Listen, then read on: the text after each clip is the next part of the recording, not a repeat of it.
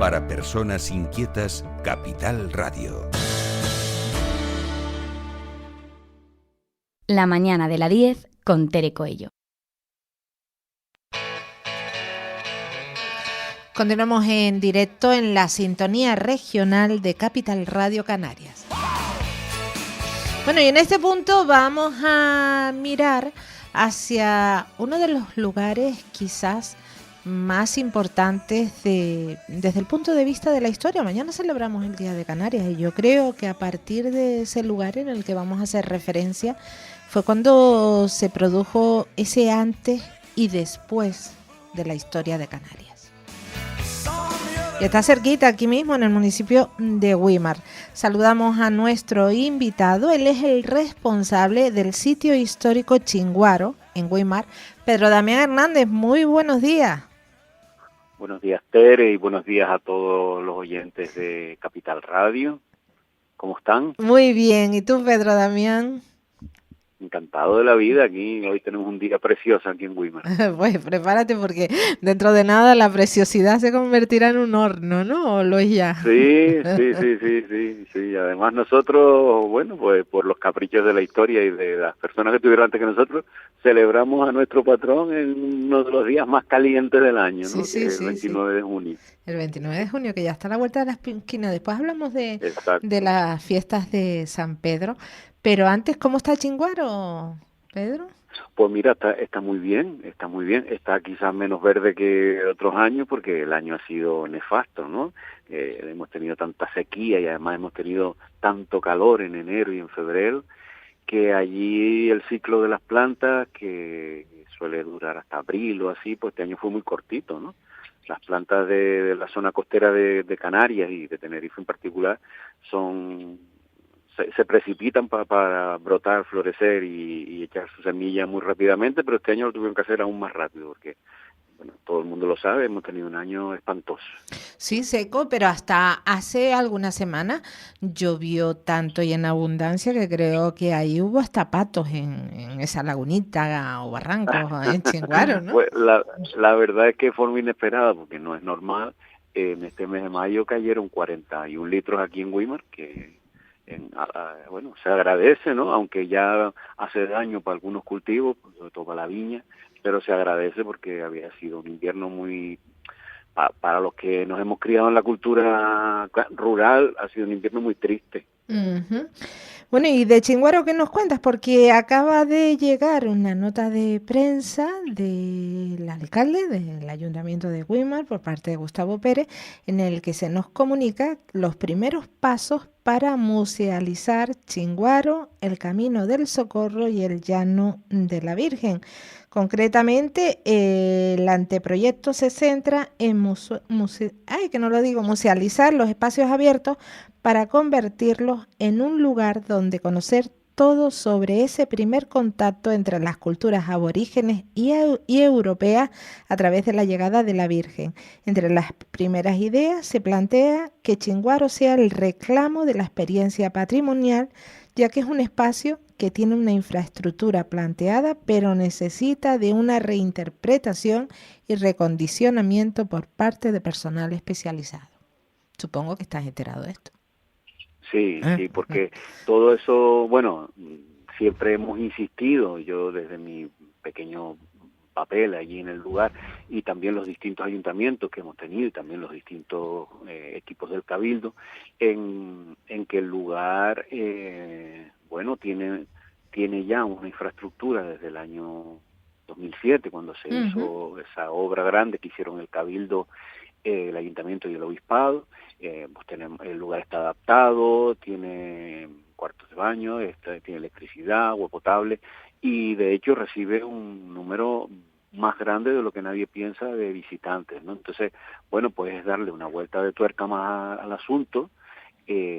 Tuvimos la suerte de que hace, me parece que 2 meses y medio, 3 meses, nos visitó Miguel Ángel Clavijo, y él también se comprometió a, bueno, lo que ya hacemos allí, de forma un poco amateur, pues darle una forma más, valga la redundancia, más formal, ¿no? Que completar la información que tiene el lugar, quizás hacerle algún vallado. Bueno, yo no entro en las obras, lo que se va a hacer. Exacto. Yo soy allí un simple voluntario y los especialistas serán los que digan lo que le falta al lugar y sobre todo las capacidades que tiene, y creo que tiene muchas, ¿no? Desde hace muchos años, más de 25 años, el por entonces obispo Damián, bueno, yo creo que Damián estuvo hace más de 30 años. A mí se me va.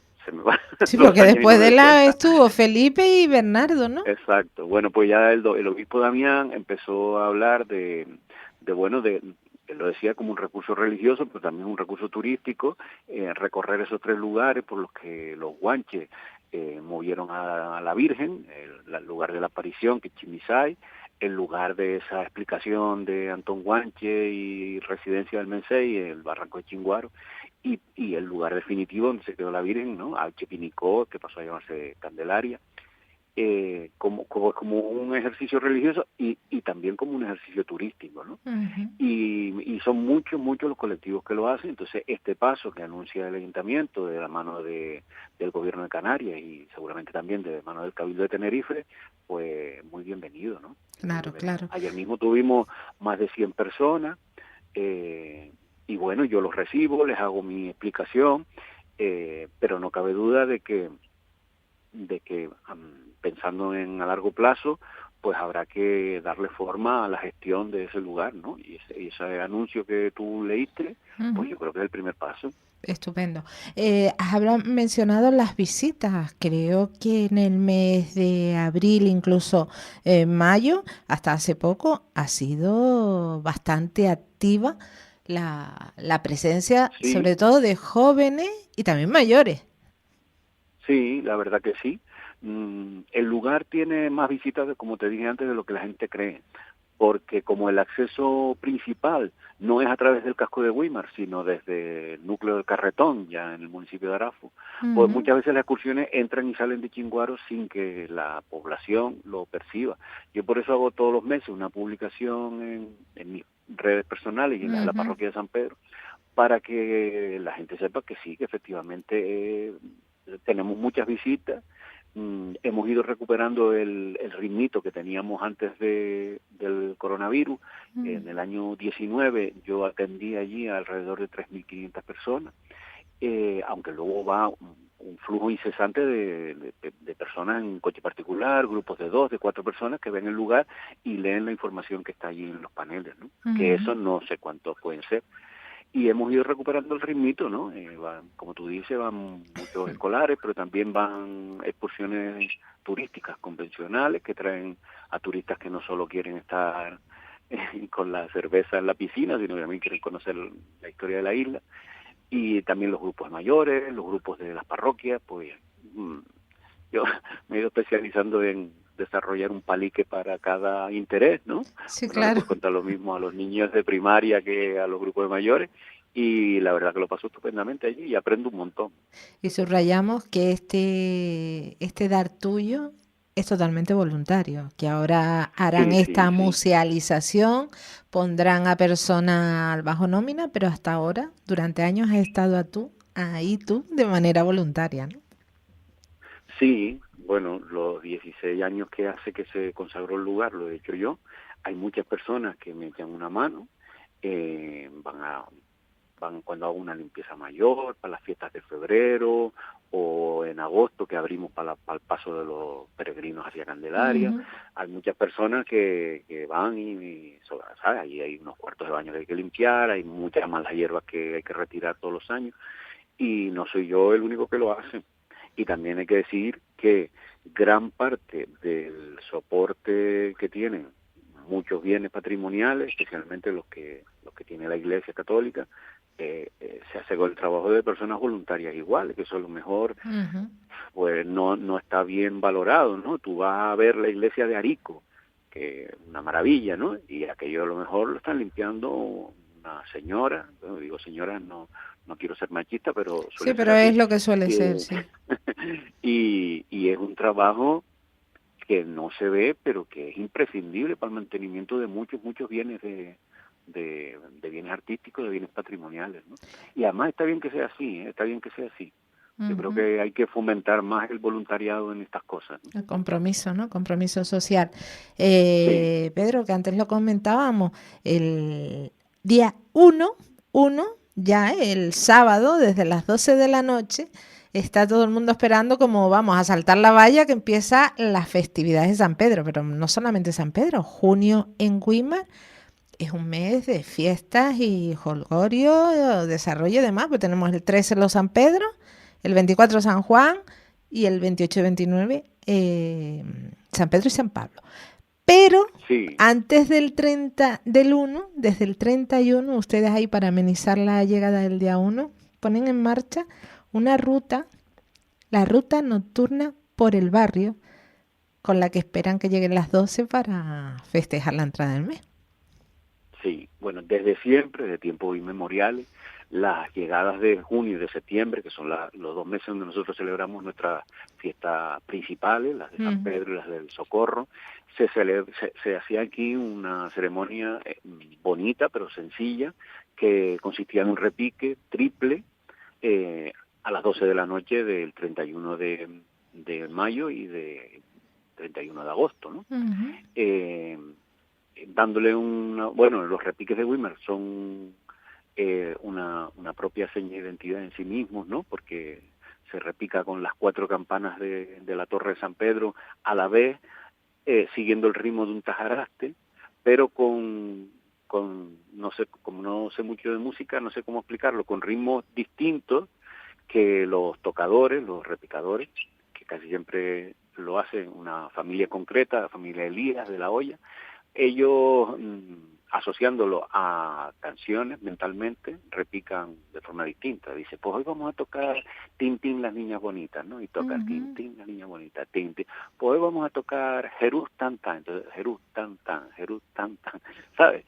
Y el repique ya de por sí es súper interesante. Se hace 3 veces cada noche y se combina con cohetes y con el toque de un tambor en la propia torre de la iglesia.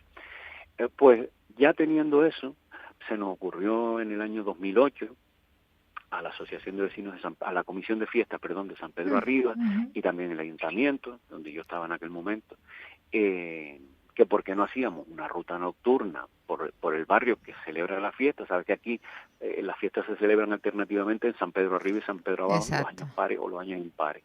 En el 2008 pues lo hicimos. No era nada que estuviéramos nosotros inventando la pólvora, porque ese tipo de cosas Ya existía. se ha aparecido, ¿no? Como las rutas teatralizadas, todas esas cosas se han hecho muy comunes, pero dio pie a que los verdaderos protagonistas de la fiesta, que muchas veces nadie los conoce, pues las personas que elaboran un postre típico, las personas que preparan los enrames de papel, que es un trabajo terrorífico, ¿no? Los inmuebles que tienen un protagonista en la fiesta, la capilla, la danza de cintas, los adornos peculiares que tiene San Pedro Arriba, el pabellón, el arco de fruta, pues que durante 3 horas, en un ambiente ameno, con broma y de una forma familiar, pues lo pudiéramos ver. Y eso, con el paso de los años, de 2008 ya han pasado unos añitos, pues se ha convertido en una cita muy esperada por las personas, ¿no? Y tenemos un grupo grande de gente. Este año además siempre hay que procurar hacer algo nuevo. En la última convocatoria escenificamos una de las antiguas ventas del pueblo con Carmita Fariña, que fue una de las propietarias de estas ventas. Y este año también tenemos pues, algunas novelerías que se nos han ocurrido, ¿no? Leer algunos textos históricos, algunos como el de Sabino Bertelot, que vio la fiesta hace casi 200 años, o de Tomás Cruz, un antiguo alcalde del municipio, que leídos en esos lugares tan emblemáticos, pues suenan distintos que cuando los lees tú en tu casa, ¿no? Claro, es que el entorno marca, ¿no? Subraya la pasión del momento. Y este año leía, y que mucha gente en tus redes, Pedro, y la gente lo agradecía, cómo se habían reparado las tanquillas de reparto de agua del complejo de los lavaderos. Pues mira, los lavaderos tienen su tela, ¿eh? Y ahí esa noche lo hablaremos. Yo a todos los oyentes que les apetezca, a las 9 de la noche en los lavaderos de San Pedro Arriba los esperamos. Porque fue un lugar donde la gente pues tenía que acudir a un montón de cosas, ¿no? A recoger el agua potable para llevar a sus casas, porque no había conducciones, pero también a llevar las bestias a beber, ¿no? Porque tú no puedes cargar a diario el agua que bebe un buey o el agua que bebe un mulo, porque eso es una barbaridad. O sea, por las tardes se llevaba todo el ganado allí a que bebiera. Bueno, lo que viene siendo un abrevadero, ¿no? Pero también allí hay un nudo de reparto del agua, unas tanquillas, que siempre estaban dinamizadas por los cañeros que estaban llevando el agua por un lado para el otro. Pero también el mismo agua había pasado por 3 molinos que movían un montón de piedras de molino donde se molía el gofio y la harina del pueblo. Y también el mismo agua, un chorro de agua servía para todo eso. El mismo agua servía para que la gente lavara la ropa e incluso muchos se bañaran, porque tenían que esperar pues a las horas donde no hubiera mucho público y bañarse allí. La gente era tan pobre que aprovechaba, se lavaba la ropa, la ponía al sol y se bañaban ellos. Y eso, con el paso de los años, como casi todas las cosas de la cultura popular, acabó como viéndose mal visto, ¿no? Como una cosa de miseria, ¿no? Y varios ayuntamientos se plantearon hacer desaparecer los lavaderos, porque se asociaban eso, ¿no? Al atraso. Pero por suerte, los propios vecinos de San Pedro Arriba, en los años 80, empezaron a decir que ni hablar, ¿no? Y ya se hizo en aquel momento una escuela taller que lo arregló, y unos años después, otra iniciativa desde el Cabildo que los arregló de una forma más rigurosa. Eso, que es una infraestructura sencilla de ingeniería popular, digamos, pues se ha convertido en uno de los puntos más queridos del barrio de San Pedro Arriba, ¿no? Y está en bastante buen estado. Y también, por cierto, los limpia y los mantiene una persona voluntariamente. Los vecinos. La importancia de estas infraestructuras como puntos de encuentro sociales en aquella época. Pero tú eres consciente, bueno, supongo que sí, de que muchísimos niños de muchísimas familias que nos escuchan no saben ni han visto en su vida un lavadero. Pues una pena, porque además las islas, todas, hasta las más secas, todas tuvieron sus lavaderos, porque aunque no laváramos como hoy en día todos los días, era imprescindible lavar la ropa. Y como tú bien dices, esos lugares donde acudía mucha gente a la vez, pues se convertían en un centro social, un lugar donde la gente se contaba lo que había ocurrido y hacía vida social, ¿no? Aunque estaban trabajando, pues les permitía un mínimo recreo. Y yo creo que todas las personas deben interesarse por dónde lavaban la ropa sus abuelas y sus bisabuelas en cada pueblo. Lo mismo en Guía y Sora que en La Laguna o que Santa Cruz, que tiene esos lavaderos maravillosos, ¿no? Detrás del Mensei. Exacto. Y la importancia de conocer estos lugares y así valorar también. Yo te estoy escuchando y digo, caray, pues sí que reciclaban el agua, pues sí que cuidaban el agua, algo que ahora mismo en muchos hogares es impensable, porque para lavarnos los dientes abrimos la llave y hasta que no terminamos no nos damos cuenta que la llave está abierta. Date cuenta que el mismo hilo de agua que movía los 3 molinos, los molinos canarios, para los que no los tengan en la cabeza, no son los molinos continentales que tienen unas aspas que necesitan una cantidad enorme de agua. Los molinos canarios tienen, no sé si es una ingeniería de origen portugués, tienen un sistema muy ingenioso que con pequeñas cantidades de agua se pueden mover grandes piedras de moler. Pues los 3 molinos se movían con un único chorro de agua, que a su vez pasaba, como te dije, por el lugar donde la gente cogía agua para beber, pero luego bebían los animales, luego se lavaba la ropa y el agua continuaba y se regaban los campos. Como los jabones eran jabones naturales, hechos de sosa y grasa, pues no pasaba nada, claro. No pasaba nada, no había contaminación, ¿no? Oye, ¿y en qué momento se bañaba la gente?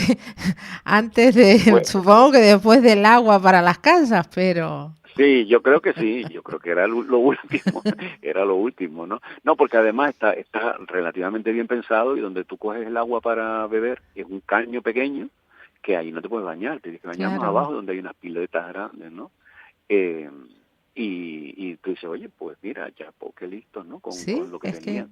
Era Y en el caso del lavadero de Weimar, se da la circunstancia de que a los dos lados al norte y al sur del lavadero, existieron a partir del siglo XIX dos de los primeros hoteles que tuvo el municipio, ¿no? Cuando empieza Canarias a tener ese primer turismo de salud, personas sobre todo inglesas que venían a pasar los inviernos aquí, y eso permitió, sobre todo con el hotel que estaba al norte del lavadero, vamos allí a 100 metros, que tuvo varios nombres, la pensión Streeter, el Sunnyside también se llamó, porque que allí hubiera un montón de gente con cámaras fotográficas cuando aquí no existían las cámaras fotográficas, y el lavadero de Güímar es el lugar más fotografiado en el pasado de todo el municipio, ¿no? Ahí tú lo escribes en Google, que lo sabe todo, y te salen allí tropecientas fotos de finales del 19, principios del 20 del lavadero de Güímar, ¿no? Pues hay que ir a verlos, hay que participar de esa ruta. De cara a las fiestas de Güímar, todo este mes de Güímar, Chinguaro, el sitio histórico, ¿tiene algún protagonismo especial, Pedro? No, de una forma especial.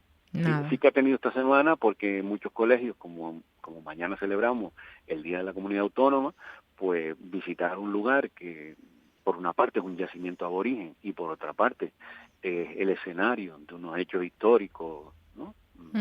Ya pues casi en los últimos años de la vida de los guanches, pues es una visita muy recurrente y ha venido mucha gente, pero por suerte para mí, en junio no es tan apretado, porque como tú bien has dicho, en junio tenemos, bueno, para empezar, el próximo domingo 2 tenemos el Corpus Christi, que es una fiesta universal, pero exacto, que también la celebra. Después tenemos esa fiesta tan peculiar de los San Antonio, que son altares al santo, a San Antonio, pero altares familiares que se hacen en las casas y que son un pretexto para, voy a ver a fulano a verle el San Antonio, pero ya te echa un vaso de vino, claro. A lo mejor hay una parranda. Y después tenemos a San Juan, que lo celebra el barrio que tiene el mismo nombre, lo que nosotros llamamos Güímar de Arriba, celebra San Juan, y al remate las fiestas del Mandamás, ¿no? De San Pedro. De San Pedro, que no es poco. Y que, bueno, y de fiesta en fiesta, y ya para ir finalizando, Pedro, ¿cómo vamos de gofio? Pues mañana, es que me había olvidado, claro, como es de mayo, desde finales del siglo XX, yo diría que del año 98, 99, si no me equivoco, el por entonces concejal de Cultura, Félix José Castro González, que afortunadamente sigue entre nosotros, una persona más valiosa, que sabe un montón de cosas, pensó una forma de celebrar el Día de Canarias alrededor del gofio, ¿no? De ese alimento que nos une a los 7 islas y que, por desgracia, cada vez comemos menos, ¿no? O por nuestra mala cabeza. Y esta tarde, en la plaza del ayuntamiento se celebra la fiesta del gofio. Entonces allí esta es una fiesta organizada por el ayuntamiento de Güímar, por su concejalía de cultura. Suele haber degustaciones de todo lo que hacemos con el gofio, que es un alimento tan versátil que lo comemos con la leche, amasado en dulce, escaldado con caldo de pescado, escaldado con caldo de carne, seco con azúcar en cabrilla, ¿no? Pues todo eso se puede probar. Suele haber personas tostando granos, tanto trigo como millo. Y hay actuaciones musicales, folclóricas por una parte y de la banda de música del Patronato Amigos del Arte por otra, ¿no? Que siempre da un concierto muy emblemático.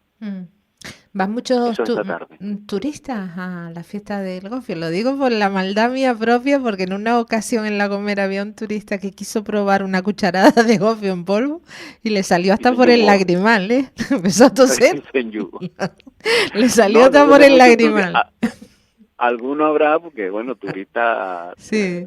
Hay turistas por un tubo, ¿no? Y algunos, los más inquietos, vienen a estas cosas, pero no mucho. Pero es verdad que el gofio, suerte que te lo enseñan a comer de niño, ¿no? Por eso, que hay que saber comérselo. No lo sabemos comer hasta sin líquido, ¿no? Pero sabes que te lo tienes que poner y no hablar, no echar aire porque te enyugas. Yo a veces, cuando empecé a viajar, hace muchos años, mi madre siempre me daba una pella de gofio amasada, ¿no? Eso no se estropea nunca. Y me acuerdo de sacarla pues en los trenes o eso, y la gente te miraba como si estuvieras comiéndote una pelota de tierra. Sí. Porque es una cosa muy nuestra, pero hay que saberla apreciar y hay que aprender a comer. Y a comerla, te digo, esta anécdota, yo recuerdo a uno en La Gomera que, bueno, a mí me salieron las lágrimas de la risa, de la maldad, pero yo decía, es que se pensaba el que estaba comiendo, no sé. Bueno, Pedro, la verdad Sí. que muy agradable la conversación contigo, conocer tantas cositas importantes y tradicionales y tan nuestras de nuestro patrimonio y tan bien explicadas por ti. Pedro Damián Bueno, Hernández, responsable pues de... Dime. el sentimiento, Tere, es recíproco, porque yo cuando tú me dices que me vas a llamar, yo me privo, porque a mí me encanta hablar y me encanta hablar contigo y me encanta hablar para la 10 Capital Radio. Y seguro que Encantadísimo. claro que sí, los oyentes yo creo que lo agradecen. Pedro Damián Hernández, responsable del sitio histórico de Chinguaro, como siempre, mil gracias por estar con nosotros. Gracias a ustedes, Tere. Un abrazo, Pedro.